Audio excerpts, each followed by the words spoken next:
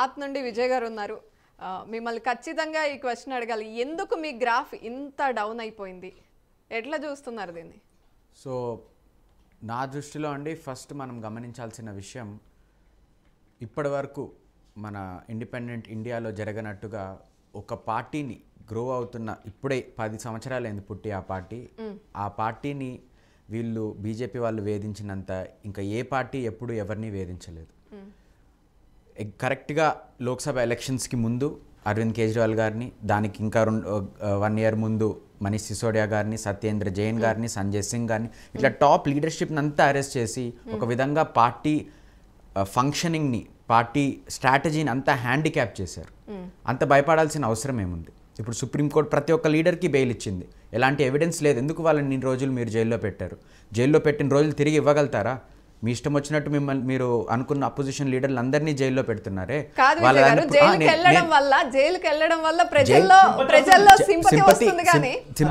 నేను చెప్పేది ఏంటంటే, ప్రజల్లో సింపతి వచ్చినా, ఒక నిమిషం sir, let me complete.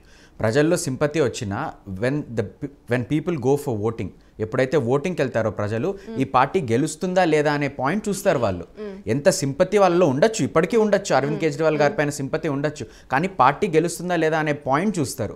People don't want to waste their vote. ఇప్పుడు ఢిల్లీ అంటే ఆప్ అంటే ఢిల్లీ అని కనిపిస్తున్న టైటిల్ ఇప్పుడు అసలు ఆమ్ ఆద్మీ పార్టీ ఎక్కడ అనేలాగా తయారైంది. ఎందుకు ఇంత గ్రాఫ్ పడిపోయింది? ఢిల్లీలో Aam Aadmi party still strong. ఏంటి మీ వ్యూహం అక్కడ? ఎక్కడ? ఢిల్లీలో మేము చేసిన పనే మా వ్యూహం. వేరే వ్యూహం రచించాల్సిన అవసరం లేదు. అక్కడ ప్రజలు అరవింద్ కేజ్రీవాల్ గారు ఇన్ని రోజులు మీరు వేధించి నన్ను రిజైన్ చేయించాలనుకున్నారు.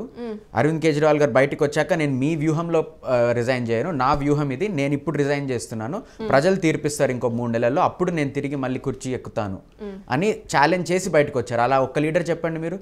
కుర్చీలు అంటే పాకులాడుతున్న ఈ ప్రస్తుతం పొలిటికల్ సినారియోలో కుర్చీని కూడా లెక్క చేయకుండా వదిలేసిన లీడర్ అరవింద్ కేజ్రీవాల్. ఈరోజు హర్యానా విషయం వస్తే, సార్ అన్నట్టు, ఇప్పుడు ఢిల్లీలో ఏదైతే లోక్సభ ఎలక్షన్స్ అప్పుడు కాంగ్రెస్కి ఢిల్లీలో అంత ప్రెజెన్స్ లేదు, ఫ్రాంక్లీ స్పీకింగ్. అయినా సరే బీజేపీ అనే పార్టీని ఓడించడానికి డెమోక్రసీ పైన, వాల్యూస్ పైన నమ్మకం ఉన్న అన్ని పార్టీస్ ఏకమవ్వాలి అని చెప్పి కాంగ్రెస్కి 3 seats, ఆమ్ ఆద్మీ పార్టీకి 4 seatsగా స్ప్లిట్ చేసుకొని ఢిల్లీలో కంటెస్ట్ చేశారు.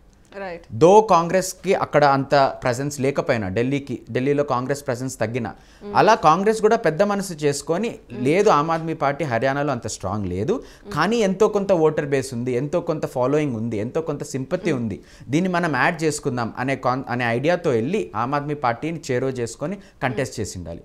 అప్పుడు దాని పరిణామం వేరేగా ఉంటుందని నా ఆలోచన. ఇంకొకటి point, close to 5 seats BJP 2500 కంటే తక్కువ మెజారిటీతో గెలిచింది. ఒకటైతే 100 కంటే తక్కువ మెజారిటీతో గెలిచింది.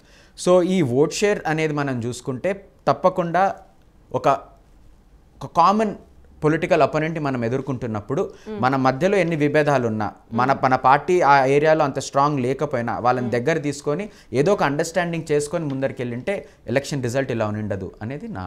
అంటే ఎలా ఉండుండేది అనుకుంటున్నారు? 100% బీజేపీ ఓడిపోయింది. There is no doubt. ఇప్పుడు మీరు చూస్తే అక్కడ ఉన్న 3 main points, కిసాన్, జవాన్, పెహల్వాన్. కిసాన్ని ఏ విధంగా వాళ్ళు పీస్ఫుల్గా ప్రొటెస్ట్ చేసుకుంటూ వెళ్తుంటే టియర్ గ్యాస్లు, వాటర్ క్యానన్లు, బ్యారికేడ్లు, ఒకరు చనిపోయారు, 100 మందికి పైన గాయాలయ్యాయి.